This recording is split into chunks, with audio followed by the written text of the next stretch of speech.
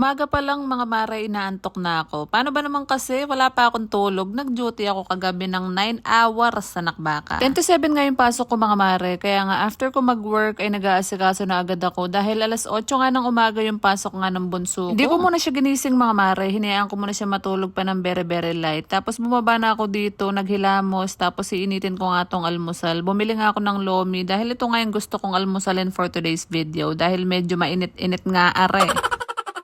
Habang nag-aalmusal ako, iniisip ko na talaga kung ano yung ulamin namin for today's video. Ay no ko, natutulala na lang talaga ako, anak baka.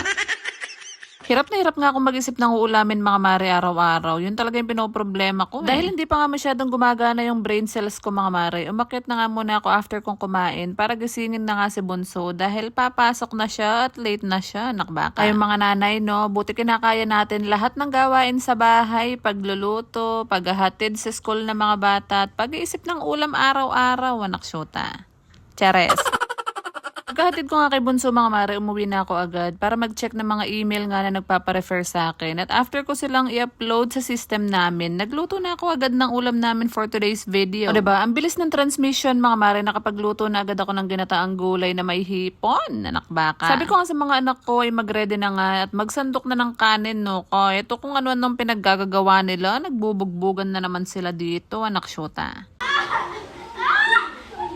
Oy!